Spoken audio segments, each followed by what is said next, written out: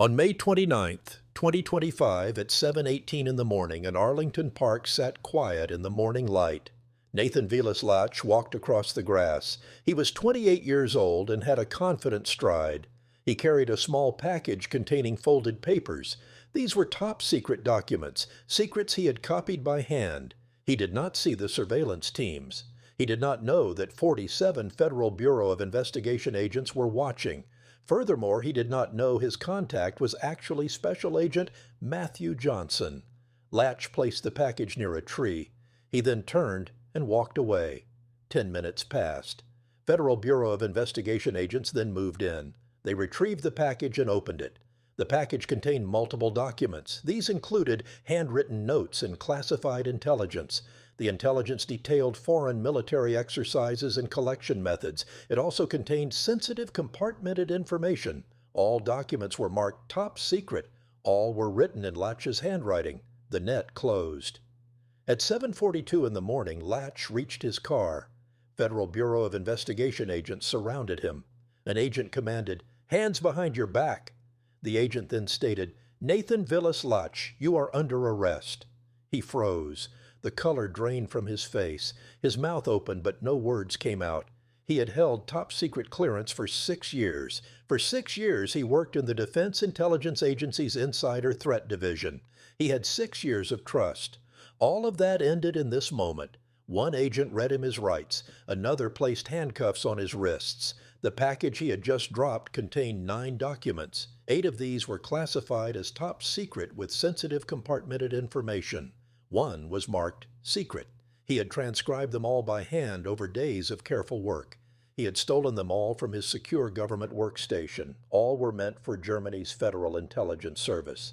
Germany, however, never wanted the documents. The Bundesnachrichtendienst had reported him to the Federal Bureau of Investigation in March.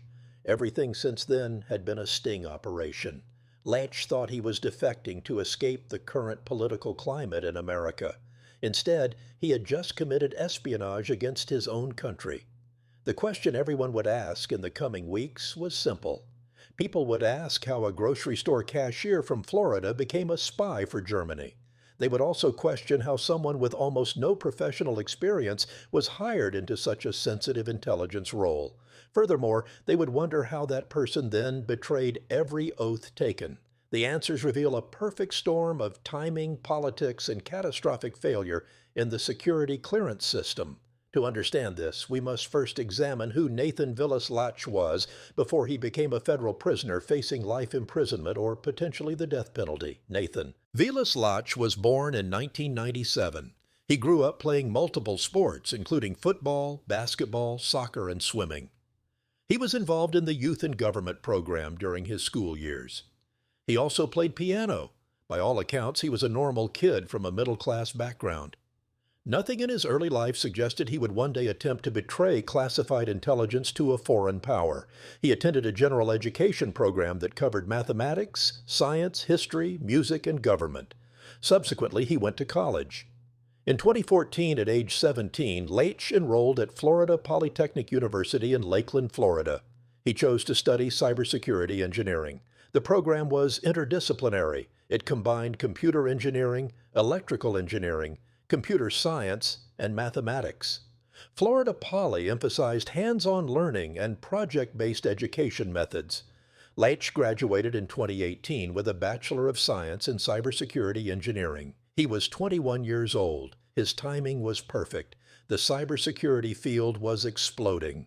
According to the United States Bureau of Labor Statistics, information security analyst positions were projected to grow 33% over the next decade. The median annual wage for the field was over $124,000. Latch had a valuable degree in a high-demand field. However, he had no professional experience. His professional profile online told the story. Before graduating, he had worked on a research project for the Winter Haven Economic Development Council. The role involved interviewing citizens, business owners, and government officials. Discussions focused on smart city technology integration. He compiled research and presented a final report. It was academic work, not intelligence work. After graduating in May 2018, Latch needed a job. The Defense Intelligence Agency was not calling, so he did what many recent graduates did. He took whatever work he could find. He became a cashier at Publix supermarket in Plant City, Florida. He scanned groceries, bagged items, and made change.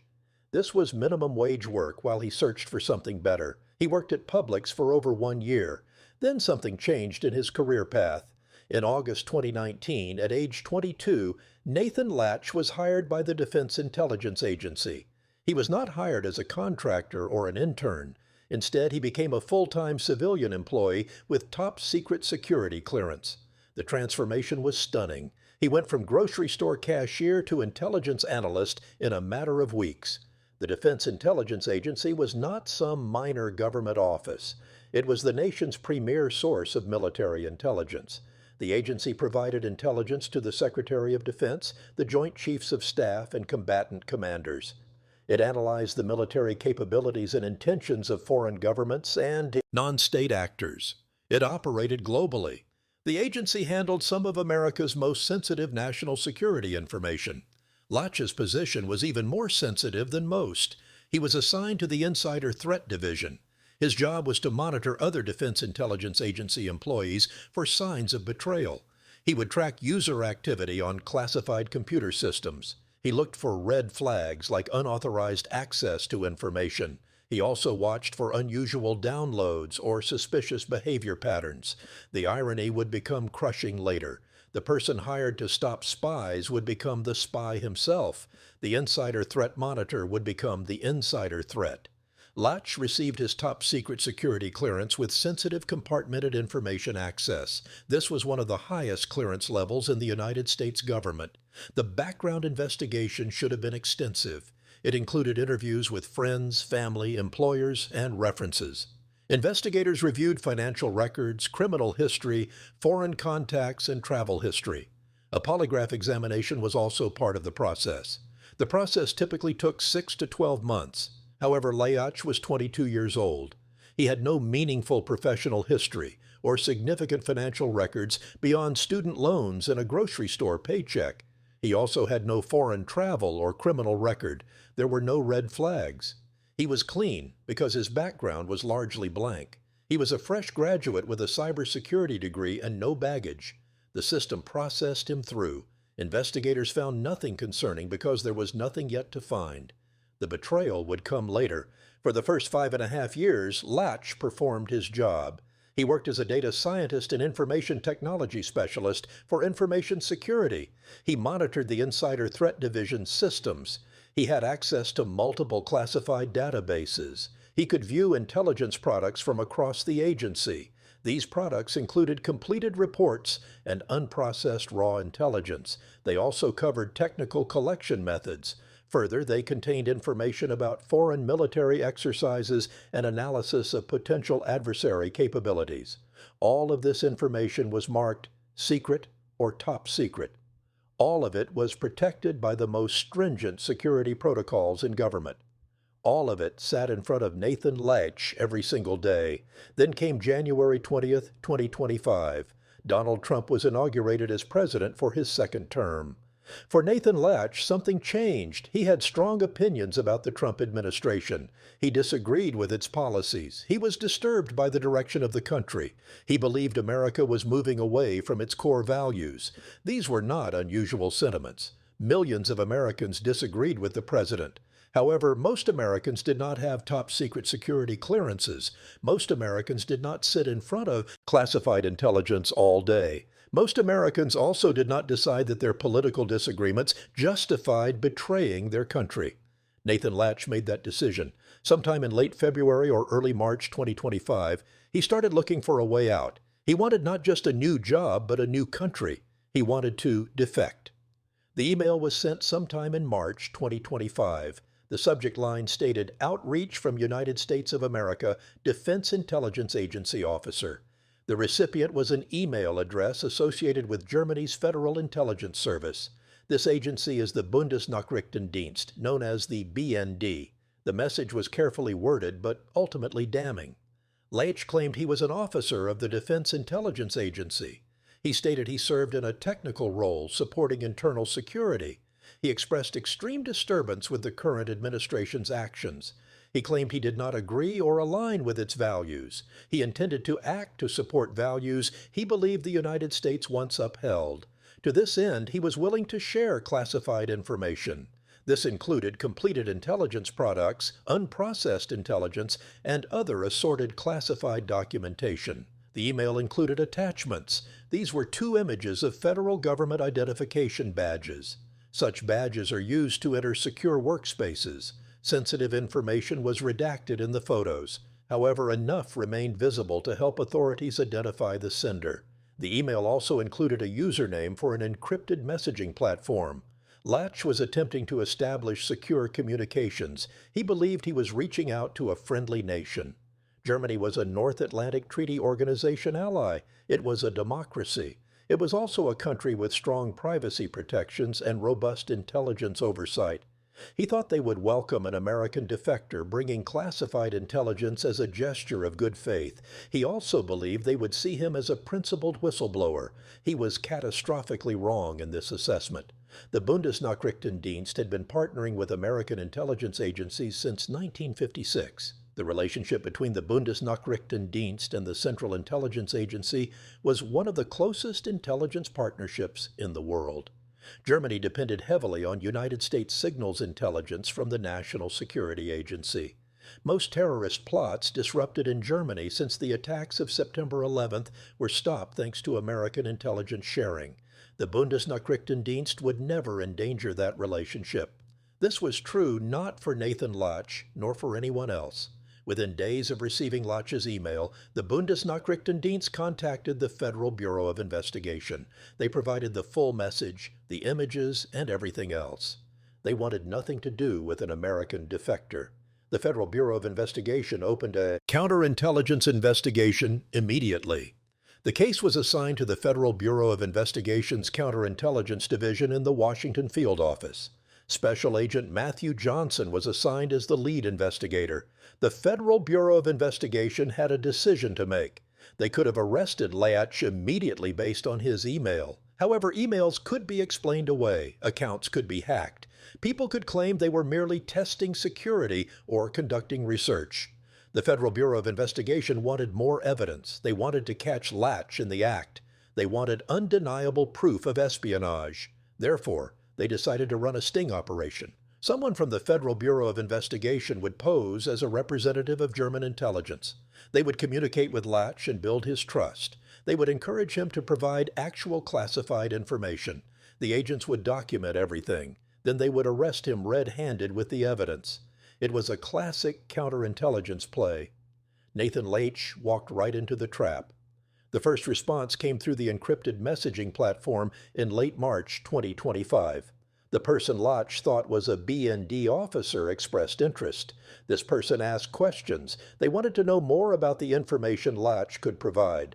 Latch responded eagerly. He explained his position at the DIA. He also detailed his access to classified systems. He listed the types of intelligence products he saw daily. He emphasized his technical role. He wrote that he had intimate knowledge of how DIA tracked and monitored user activity. This was important to him. He believed he could detect if he was under investigation. He told the FBI agent, who he thought was German intelligence, that opening a case on him would not be easy without his knowledge. His permissions to see such a case would need to be changed. He stated that he would notice these changes. He was confident. He was almost cocky. He knew how insider threat detection worked because it was his job. He knew the stupid mistakes that got people caught. He believed he could avoid those mistakes. He wrote that he had given a lot of thought to this before any outreach. Despite the risks, his calculus had not changed.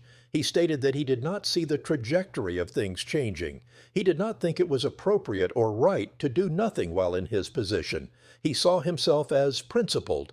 He was making a hard choice. He was standing up for what he believed was right. The FBI agent playing the role of German intelligence moved carefully. The agent built rapport. The agent expressed gratitude. Eventually, the agent asked for a sample of the information Latch could provide. Latch agreed. However, he needed time.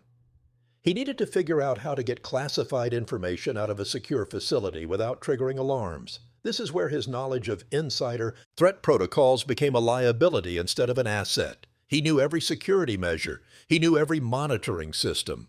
He knew how documents were tracked. He knew that printing classified information would create logs. He knew downloading files would be noticed. He also knew removing any electronic media would trigger alerts. Therefore, he came up with a different approach. He would transcribe information by hand. He would write it down on a notepad. He planned to copy the intelligence onto plain paper. Then he would smuggle the paper out in his clothing. It was an old-school analog method.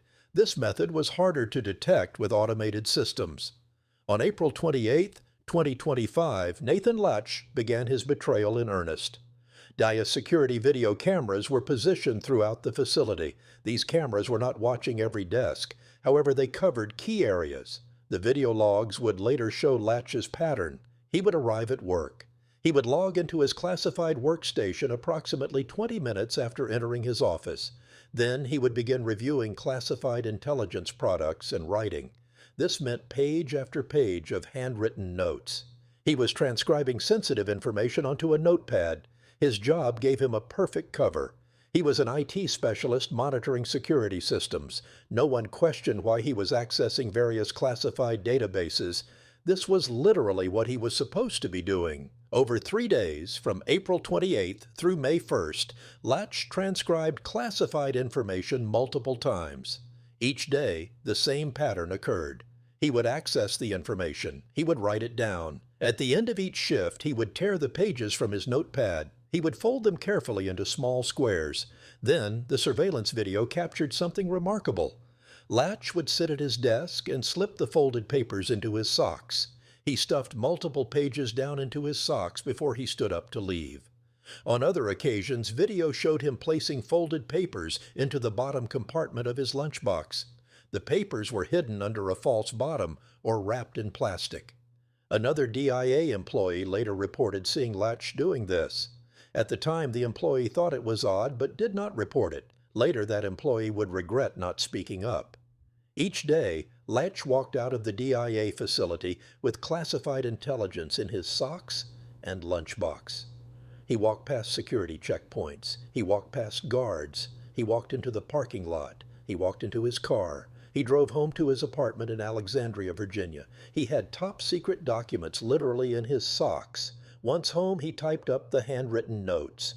There were 9 documents total. Each one was carefully formatted. Each one was marked with the appropriate classification level. These were either secret or top secret. He wanted his German contacts to see he was providing real intelligence. This was high-value material. He saved everything to a thumb drive. He added a message explaining what he was providing. He explained that he had chosen to include a decent sample size of classified information. This was to demonstrate the range of types of products to which he had access. He wanted to impress them. He wanted to show his value. He wanted to prove he was worth accepting as a defector. On May 1st, 2025, the dead drop was scheduled. The FBI agent posing as German intelligence had arranged a location. This was a public park in Arlington, Virginia. The park was just across the border from Alexandria. The instructions were specific. Latch was to place the thumb drive at a designated spot. He was then to walk away. The German officer would retrieve it later. This was classic tradecraft. Latch had no idea he was walking into an FBI operation. May 1st, 2025 was mid-afternoon. FBI surveillance teams were positioned throughout the park. Some agents were in vehicles with darkened windows. Others were on foot, pretending to jog or walk dogs. Camera operators with long lenses hid in trees. Audio specialists were recording everything. Over 40 agents were involved in the operation. Nobody was taking chances. At 2:17 post-meridian, Nathan Latch's vehicle entered the parking area. Agents documented the license plate. These were Virginia tags. They were registered to Latch. He parked and sat for 3 minutes. He looked around, checking his surroundings. Nervous energy was visible even from a distance. At 2:21 post-meridian, Latch exited his vehicle. He wore jeans and a dark jacket. He walked toward the designated drop location. His right hand was in his jacket pocket holding something. This was the thumb drive. Surveillance teams maintained distance. They let him proceed. At 2:24 post-meridian, Latch reached the spot. This was a specific tree near a walking path. He looked around one more time. He saw nothing suspicious. He reached into his pocket. He retrieved the thumb drive. He placed it carefully at the base of the tree. He covered it slightly with leaves. Then he turned and walked away. He moved at a quick pace, heading back to his car. The surveillance teams tracked his every movement. At 2:28 post-meridian, Latch's vehicle left the parking area. Agents let him go. There was no arrest. Not yet. At 2:32 post-meridian, FBI technical specialists moved to the drop location. They photographed the thumb drive in place. They documented the exact position, then they retrieved it. The thumb drive was immediately transported to FBI forensic laboratories. Specialists began analyzing the contents. What they found was damning. There were 9 documents. 8 were properly classified as top secret with sensitive compartmented information. 1 was marked secret. The top secret documents contained information about sensitive intelligence, collection methods. They also contained details about foreign military exercises. Furthermore, they provided analysis of those exercises and their potential implications for United States national security. They included assessments of adversary capabilities. Everything on the thumb drive was legitimately classified. Everything represented a genuine compromise of national security information. The agencies that originated the intelligence confirmed this. This was not someone leaking already public information. This was not a whistleblower exposing wrongdoing. This was straightforward espionage. Latch had just handed it directly to FBI agents. The message file on the thumb drive was particularly revealing. Latch explained that this was a sample. He had access to much more. He wanted to demonstrate his value. He wanted to show the range of intelligence products he could provide. He was auditioning to be a spy. On May 7, 2025, 6 days after the first dead drop, Nathan Latch sent another message through the encrypted platform. The FBI agent confirmed receipt of the thumb drive. Latch was pleased. Now he moved to the next phase, which was compensation. He did not want money. He wanted something more valuable to him. He wrote that he was interested in citizenship for their country. He added that he did not expect things to improve in the long term. This was the core of his motivation. He wanted to escape. He wanted German citizenship. He wanted to defect permanently. He continued that he was not opposed to other compensation. However, he was not in a position where he needed to seek material compensation. In other words, he did not need money. He was not selling secrets for cash. He was trading secrets for asylum. He traded for citizenship. He traded for escape from Trump's America. The FBI now had a complete picture.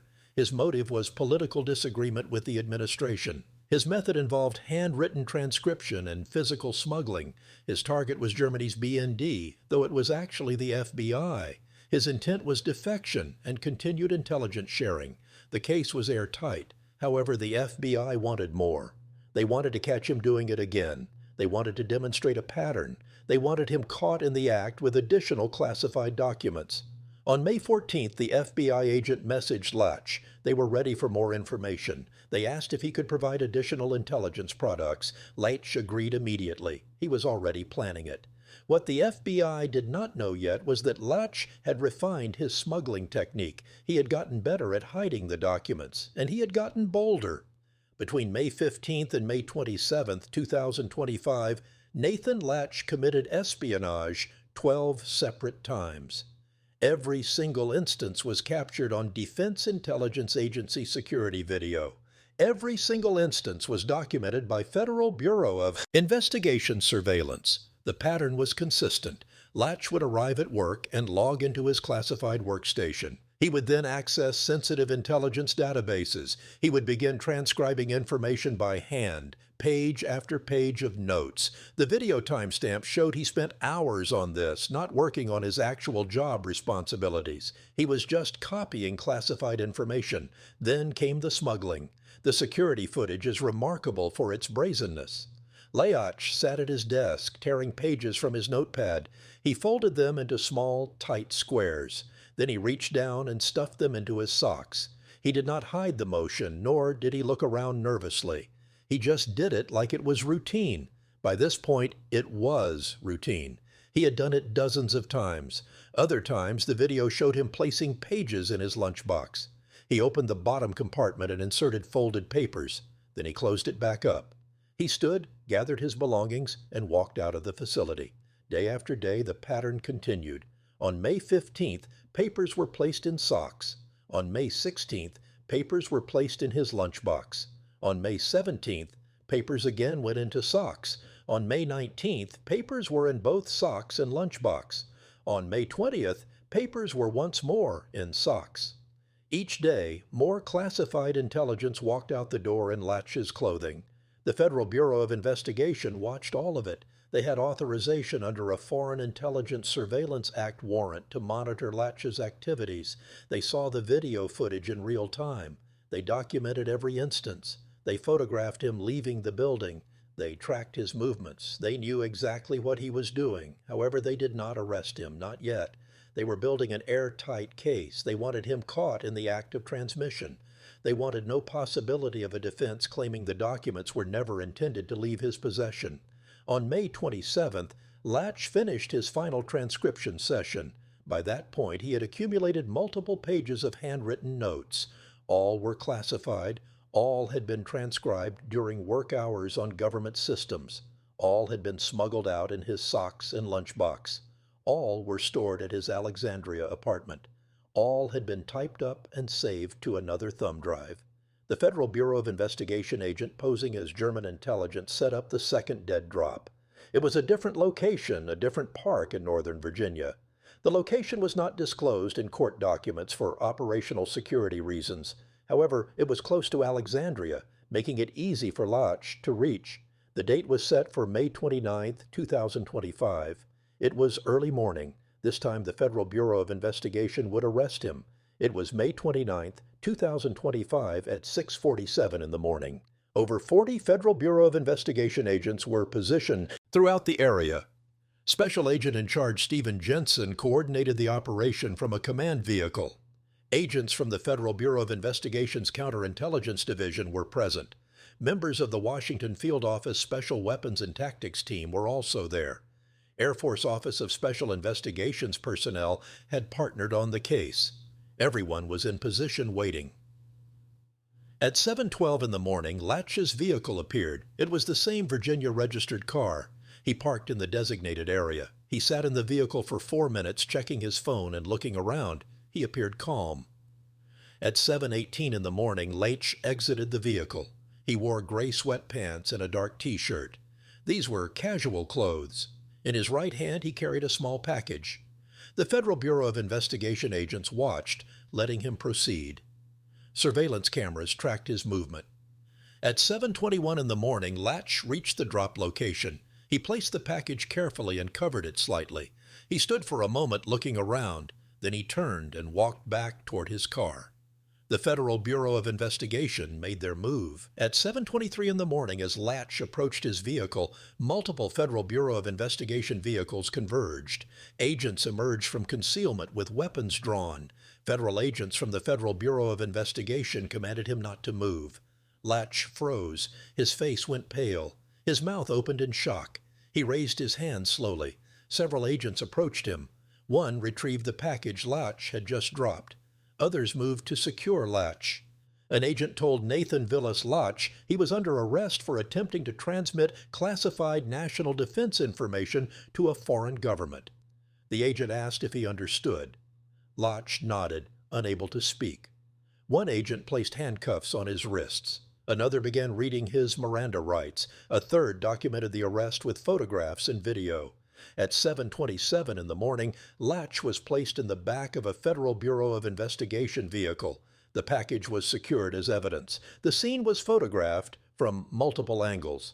At 7:38 in the morning, Federal Bureau of Investigation forensic specialists opened the package. Inside was another thumb drive.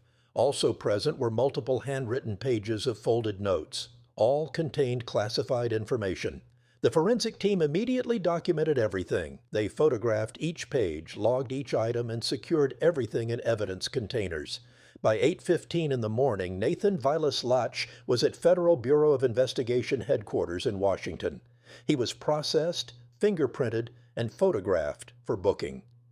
He was then placed in an interrogation room. Special Agent Matthew Johnson entered. This was the same agent who had been posing as German intelligence. Latch looked at him with dawning horror. Latch recognized him. The agent confirmed he was with the Federal Bureau of Investigation. He added that there had never been any German intelligence officer. The BND reported Latch in March. Everything since then had been the Federal Bureau of Investigation. Latch slumped in his chair, the realization hitting him. He had been caught from the very beginning. Every communication, every dead drop, and every classified document. All of it was the Federal Bureau of Investigation watching him commit espionage. According to court documents filed later, Latch made limited statements. He confirmed his identity and acknowledged his employment at the Defense Intelligence Agency. He admitted he had been seeking German citizenship because of conditions in the United States.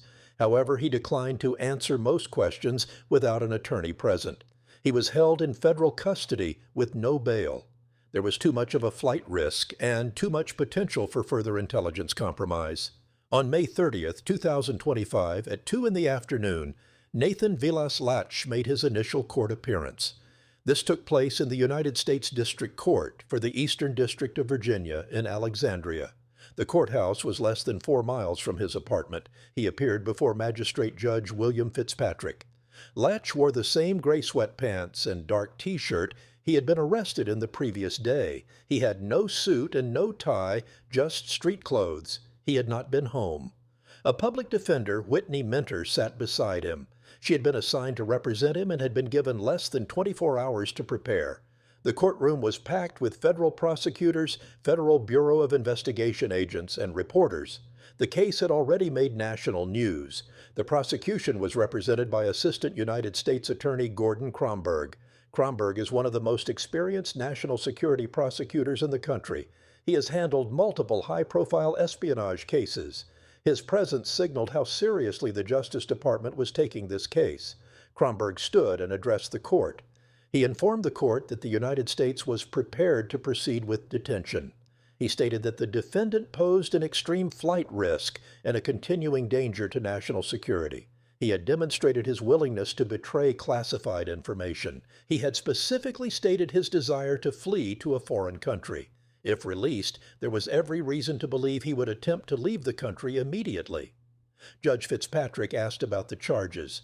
Cromberg outlined the case as one count of attempting to transmit national defense information to a foreign government. This was a violation of Title 18 United States Code Section 794, an Espionage Act offense. Cromberg continued, explaining that the penalties were severe. These included any term of years, life imprisonment, or even death.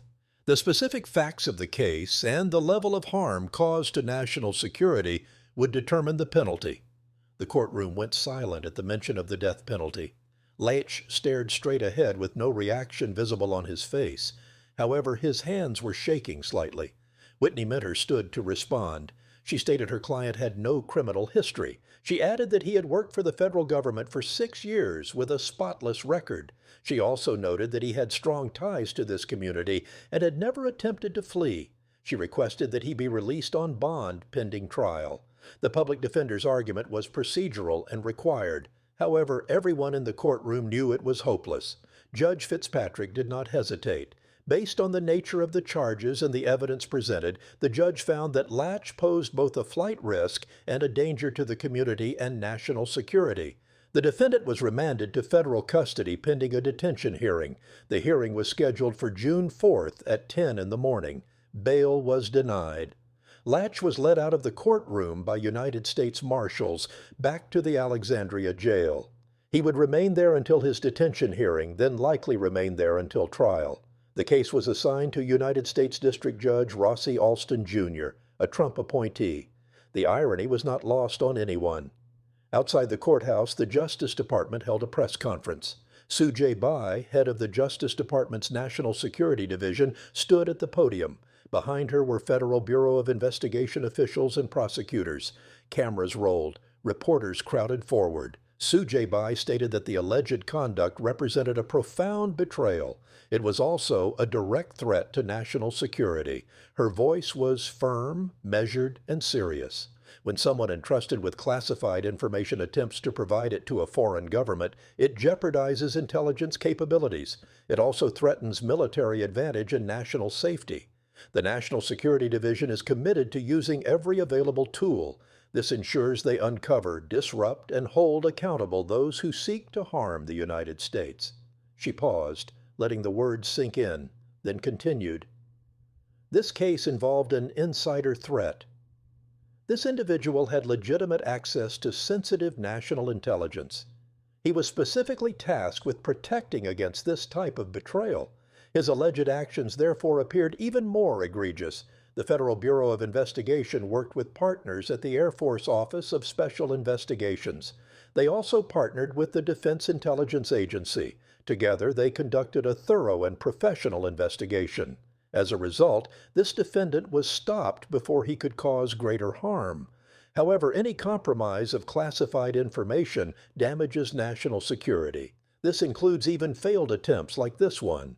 Eric Siebert, the United States Attorney for the Eastern District of Virginia, spoke next. His office prosecutes more national security cases than any other district. They take these cases extremely seriously. The evidence in this case appeared overwhelming. The defendant was caught in the act multiple times. Physical evidence, video documentation, and his own written statements supported the case. Eric Siebert stated this was the strongest case he had seen in his career. His office would prosecute it aggressively. Federal Bureau of Investigation Assistant Director Roman Rosavsky addressed the broader implications. He led the Counterintelligence Division. Roman Rosavsky noted that this case underscored the persistent risk of insider threats. The Federal Bureau of Investigation remained steadfast in protecting national security. They thanked their law enforcement partners for critical support. He wanted to send a clear message. If someone betrays their country, they will be found. They will be investigated. They will be arrested. Finally, they will be brought to justice. The press conference lasted 15 minutes. Reporters shouted questions about seeking the death penalty. They asked about the extent of the damage. They also inquired if the defendant worked with anyone else. The officials declined to answer most questions. They cited an active investigation and pending prosecution. They had no further comment at that time. Later that day, Federal Bureau of Investigation Director Kash Patel posted on social media. He stated that this case underscored the persistent risk of insider threats. Director Patel affirmed that the Federal Bureau of Investigation remained steadfast in protecting national security. He also thanked their law enforcement partners for critical support. The detention hearing on June 4th was brief. Whitney Minter, Latch's public defender, made a detailed argument for bail. She presented character references. These included letters from family members. She also provided evidence of his clean record. She emphasized that he had never succeeded in transmitting information to a foreign government. All information went to the Federal Bureau of Investigation. Therefore, no actual harm occurred. Gordon Kromberg responded methodically. He stated that the defendant told an undercover agent about avoiding detection. The defendant knew about mistakes that caught others. He believed his insider knowledge would help him evade investigation. Furthermore, he expressed intent to continue providing classified information. He sought foreign citizenship to escape the United States. If released, he would have strong incentives to flee. He would also possess the resources to attempt an escape. He might also cause further damage during his flight. Judge Alston agreed with the government. The defendant would remain in custody pending trial. The judge cited the nature of the charges and the strength of the evidence. He also noted a clear flight risk, seeing no alternative. Latch was returned to the Alexandria jail. His next court appearance would be an arraignment where he would enter a formal plea. On June 11, 2025, Latch appeared in court again. This information came from reporting by Courthouse News Service. This time he waived his right to a speedy trial. This practice is common in complex national security cases. It gives the defense time to review classified evidence. It also allows time to obtain security clearances for defense attorneys. Finally, it provides time to prepare their case. His attorneys filed a written brief, entering a plea of not guilty. The case was on track for trial. However, most national security cases never reach trial. They typically conclude with plea bargains. The evidence is usually too strong to contest. The penalties are also often too severe. Defendants often take deals to avoid the death penalty or life without parole. As of mid-June 2025, Latch remains in federal custody. The trial date has not been set. The Justice Department has not announced whether it will seek the death penalty. This decision is made at the highest levels of the department. It requires approval from the Attorney General. The decision depends on aggravating factors. Officials consider if the defendant intended to harm the United States. They also assess if actual damage occurred to national security. Furthermore, they evaluate if lives were put at risk. The death penalty is rare in espionage cases. Only a handful of people have been executed for espionage in modern American history. For example, Julius and Ethel Rosenberg were executed in 1953. They passed atomic secrets to the Soviet Union. No one has been executed for espionage since then. However, the threat of the death penalty is powerful in plea negotiations. It can make life in prison appear like a gift. Most espionage defendants plead guilty to avoid that possibility. The damage assessment is ongoing. The Defense Intelligence Agency is reviewing every database Latch accessed. They are also reviewing every intelligence product he viewed. Furthermore, they are examining every classified document he could have compromised. The Federal Bureau of Investigation has interviewed his co-workers. They reviewed his communications. They also analyzed his travel. They looked for any indication he might have contacted foreign intelligence before March. So far, no evidence suggests he did. The German Federal Intelligence Service reported him the first time he reached out. However, the potential damage is massive. Latch had access to information about intelligence collection methods. Sources and methods are considered the crown jewels of intelligence work. If adversaries know how intelligence is collected, they can defend against it. If they know the methods, they can also deceive. They might feed false information. They could even turn systems against the United States. Latch also had access to finished intelligence products. These included assessments of foreign military capabilities. He saw analysis of potential threats. This information could help adversaries understand how the United States evaluates their forces. They could learn what is known and unknown about their plans. This also revealed blind spots. Even the failed attempt caused damage. Other countries now know that the United States had an insider threat. This individual worked in the Defense Intelligence Agency's Insider Threat Division. They know security systems failed to detect someone transcribing classified information by hand. They also know someone could smuggle documents out in socks for weeks undetected. This information is useful to foreign intelligence services. It reveals vulnerabilities. It shows what strategies might work. The Defense Intelligence Agency has initiated a comprehensive review of its security procedures. This includes how Latch was hired. It also covers how he obtained and maintained his clearance. Officials are examining how he went undetected for so long. Preliminary reporting suggests he was one of many young people hired during the first Trump administration. These hires had minimal professional experience. The administration was pushing to fill positions quickly. The clearance process was streamlined. It is possible that standards were lowered. The Daily Beast reported in early June that Latch was hired at age 22. This occurred immediately after he worked as a grocery store cashier. He had virtually no professional experience beyond his college degree. This is not normal for top-secret clearance positions. These typically require years of demonstrated reliability. They also require a track record. Furthermore, a pattern of responsible behavior is expected. Latch had none of that. He had a degree and a clean background check. It was not enough. The broader implications of this case are troubling. Insider threats represent the hardest intelligence problem to solve. Walls can be built to keep enemies out. However, insiders are already within the system. They have access, they have trust, they have knowledge of security systems. The Snowden case in 2013 demonstrated this. The Manning case in 2010 showed it. Reality Winner in 2017 proved it again. Now, Nathan Latch in 2025 adds to this pattern. The pattern repeats with young employees. They often have ideological motivations. They also have access to classified systems. They believe they are doing the right thing by betraying their country. Each case forces a reckoning with security procedures. Each case leads to promises of reform. And yet the next case always comes. Defense Intelligence Agency employees who worked with Latch spoke anonymously to reporters. They described him as quiet and competent. He was not particularly social. He kept to himself. He did his work. He never caused problems. Several mentioned he seemed to become more withdrawn after President Trump's inauguration. He grew more cynical about the work. He also became more critical of United States foreign policy. However, those opinions were not unusual in Washington. Thousands of federal employees disagreed with President Trump. Most of them did not commit espionage. One former colleague told the Daily Beast that Latch mentioned feeling disillusioned. He did not think his work was making a positive difference anymore. He questioned whether American intelligence was being used ethically. Looking back, the colleague wondered if these were warning signs. At the time, however, they seemed like normal workplace venting. They were the kind of political discussions that happen in every office. Nothing appeared to trigger a security concern. This presents a challenge.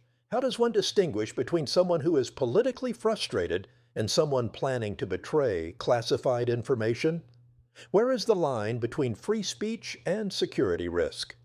Latch never threatened anyone. He never discussed his plans with coworkers.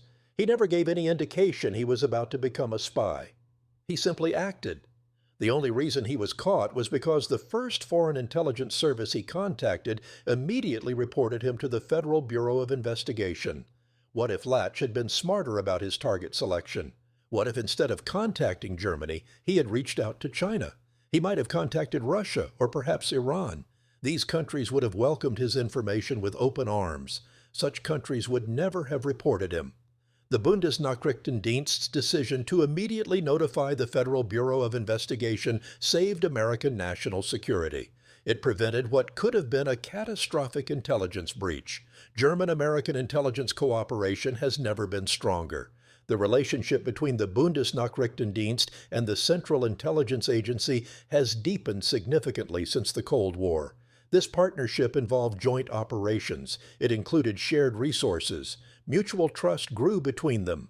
The Bundesnachrichtendienst had no interest in jeopardizing that partnership for one disgruntled American with a thumb drive. However, Latch's assumption that Germany would welcome him reveals something about his mindset. He genuinely believed he was making a principled choice. He was not selling classified information for money. He was not motivated by greed. He believed that America under President Trump had abandoned its values. He believed providing intelligence to a Democratic ally was a form of resistance. He thought it was a way to support the international order that he believed America was betraying. This is what makes politically motivated insider threats so dangerous. They do not see themselves as traitors. Instead, they see themselves as patriots. They rationalize their actions as necessary. They view their actions as moral. They feel justified by higher principles. Nathan Latch thought he was Edward Snowden. He believed he was a whistleblower exposing wrongdoing. Instead, he was just another spy. He was stealing classified information. He was attempting to provide it to a foreign government. He was violating his oath. He was breaking federal law. He now faces life in prison or death. The legal proceedings will take months. They could possibly take years. Complex national security cases move slowly through the court system. Much of the evidence in these cases is classified. Defense attorneys need security clearances to review this evidence. Witnesses may testify in closed sessions. Some information may never be made public. The Justice Department's case is straightforward. Latch sent an email offering classified information. He provided classified information on 2 occasions. He was caught in the act. Video shows him transcribing information. Other video shows him smuggling papers in his socks. Federal Bureau of Investigation agents recovered the thumb drives. Forensic analysis confirms the information was classified. His own statements admit his intent. The evidence is overwhelming. The defense will be more complicated. They cannot deny the basic facts of the case. Instead, they will likely focus on mitigation. Latch is young, only 28 years old. He has no prior criminal record. No actual harm occurred because Germany reported him. No foreign adversary obtained the information. He was motivated by political beliefs, not financial gain. These factors will not make him innocent, but they might make the difference between life in prison and a 30-year sentence. They might even determine the difference between a death sentence and life in prison. This could mean the difference between dying in prison and possibly getting out someday. Gordon Kromberg, the prosecutor, has handled these calculations before. He prosecuted Jeffrey Sterling, a Central Intelligence Agency officer who leaked classified information to a journalist. Sterling received 42 months. Kromberg prosecuted James Hitzelberger, a linguist who took classified documents home. Hitzelberger received 4 months. He also prosecuted Kevin Mallory, a Central Intelligence Agency officer who sold classified information to China. Mallory received 20 years. Each case is different. The sentences vary based on the specific facts. The level of harm, the defendant's cooperation, and their remorse are all factors. Another factor is whether they go to trial or plead guilty. Latch's sentence will depend on these factors. It will also depend on one more thing. This is whether the government believes making an example of him is necessary. They may want to send a message that politically motivated espionage in the Trump era will be punished with maximum severity.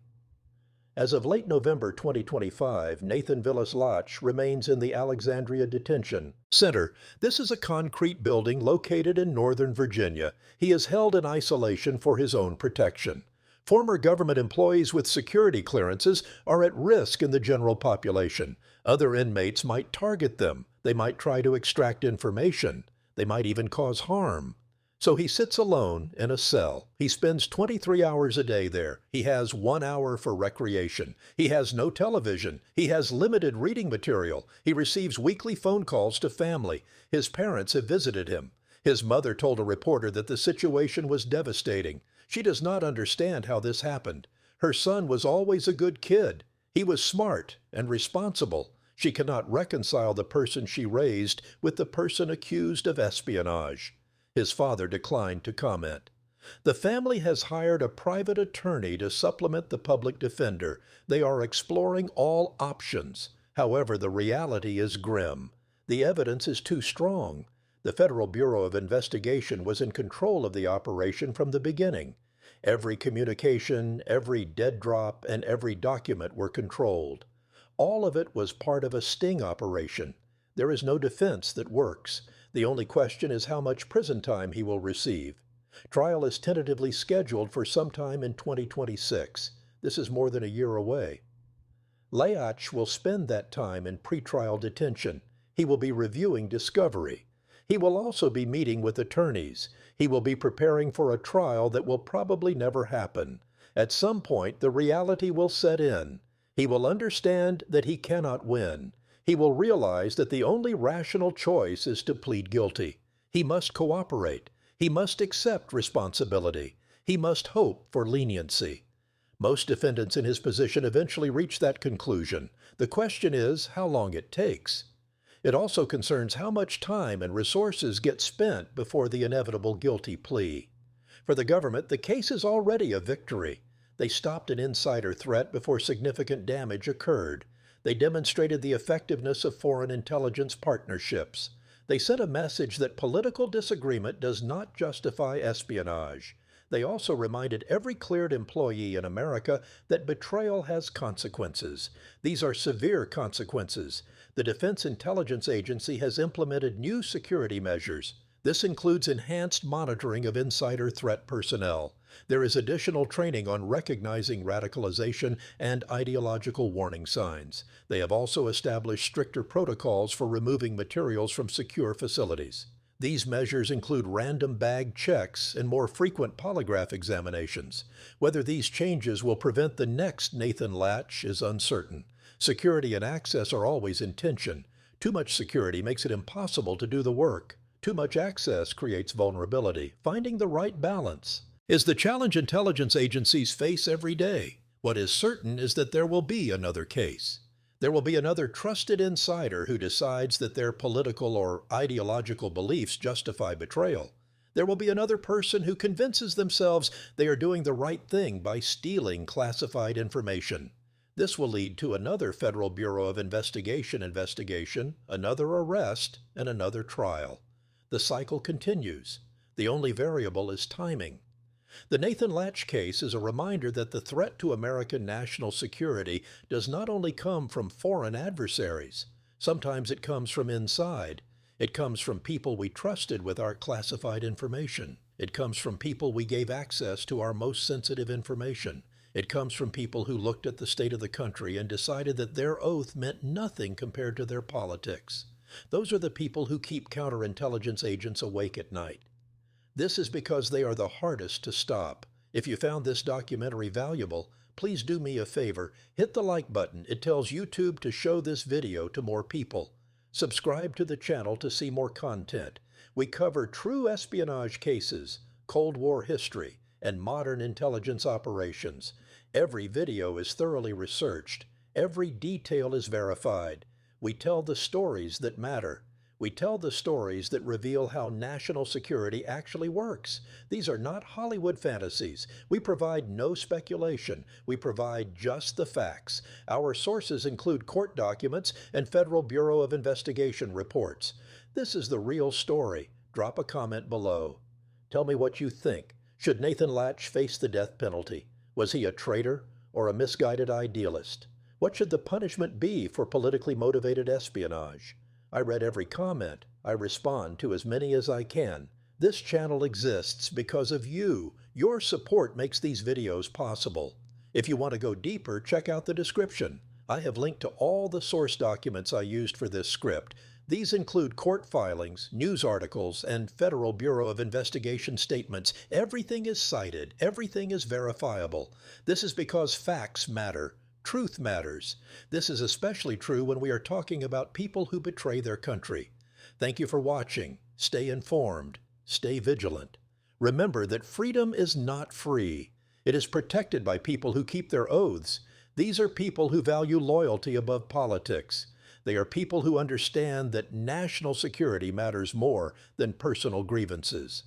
Nathan Latch forgot that lesson. Now he will spend the rest of his life paying the price.